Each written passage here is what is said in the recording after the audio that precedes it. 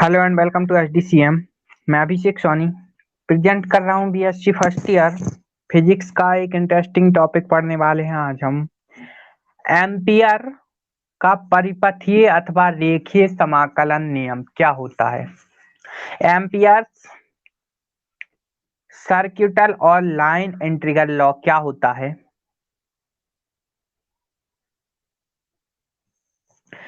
तो चलिए देखते हैं एम्पियर का परिपथीय अथवा रेखीय समाकलन नियम एक्चुअल में क्या होता है।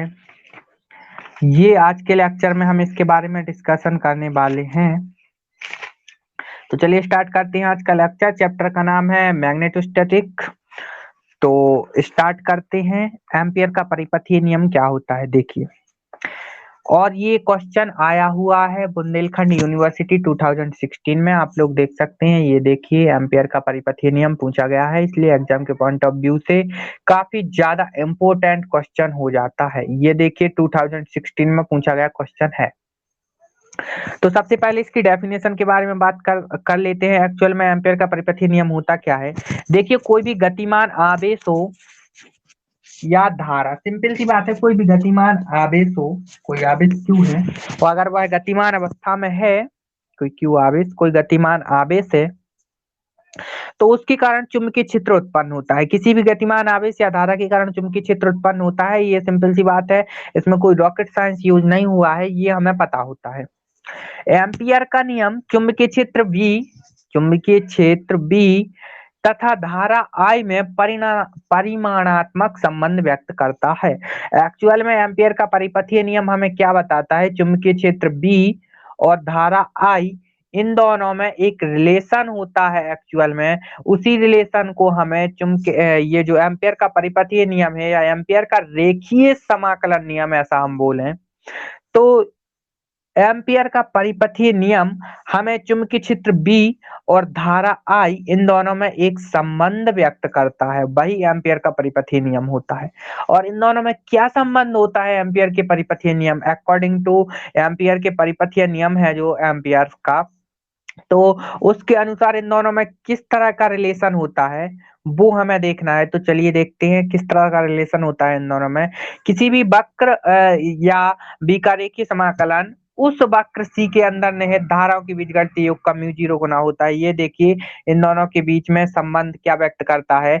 इस नियम के अनुसार किसी बंद वक्र सी के अनुदिश कोई भी, अगर बंद वक्र है कोई भी सी, ये देखिए फॉर एग्जाम्पल कोई बंद वक्र अगर कोई सी है तो सी के अनुदिश चुंबकीय क्षेत्र बी का रेखीय समाकलन, कोई चुंबकीय क्षेत्र बी है उसका रेखीय समाकलन देखिए चुंबकीय क्षेत्र बी का रेखीय समाकलन उस वक्र सी के अंदर निहित धाराओं के बीच घटते योग, अगर ये कोई बंद वक्र है उसमें निहित धाराओं का बीज गणितीय योग आई है। फॉर एग्जाम्पल इसमें I1 I2 I3 कितनी भी धाराएं हों, उनका धाराओं का टोटल जो सम है वो अगर कैपिटल I हम मान लें तो I इसका म्यू जीरो गुना होता है। ये देखिए यही है एम्पियर का परिपथीय नियम। किसी बंद वक्र सी के अनुदेश चुंबकीय क्षेत्र बी का रेखीय समाकलन उस वक्र सी के अंदर निहित संपूर्ण धाराओं के योग का म्यू जीरो गुना होता है। ये है एम्पियर का परिपथीय नियम। और एम्पियर के परिपथीय नियम के अनुसार देखिए किसी बंद वक्र सी के अनुदिश, कोई बंद वक्र है सी, उसके अनुदिश चुंबकीय क्षेत्र बी का रेखीय समाकलन, तो हमने चुंबकीय क्षेत्र बी लिया, उसका रेखीय समाकलन कर दिया, बी का रेखीय समाकलन इक्वल होता है उस बंद वक्र सी में निहित संपूर्ण धाराओं के बीजगणितीय योग का। ये लीजिए संपूर्ण धाराओं का बीजगणितीय योग मान लिया हमने कैपिटल I और उसका म्यू जीरो गुना होता है। तो ये लीजिए इसका कर दिया हमने म्यू जीरो गुना। तो किसी बंद वक्र सी के अनुदिश चुंबकीय क्षेत्र बी का रेखीय समाकलन उस वक्र सी के अंदर निहित संपूर्ण धाराओं के बीजगणितीय योग का म्यू जीरो गुना होता है। यही है एम्पियर्स सर्किटल और लाइन इंटीग्रल लॉ, ऐसा हम बोले तो एम्पियर्स लाइन इंटीग्रल लॉ क्या होता है, एम्पियर का रेखीय समाकलन नियम या एम्पियर का परिपथीय नियम और यहाँ पे ये क्या होता है, देखिए ये है एम्पियर का परिपथीय नियम, या बोले तो ampere line integral law, ampere का रेखीय समाकलन नियम। तो इसमें देखिए म्यू जीरो यहाँ पे क्या होता है, निर्वात अथवा वायु की चुंबकनशीलता। म्यू जीरो होता है यहाँ पे निर्वात अथवा वायु की चुंबकनशीलता।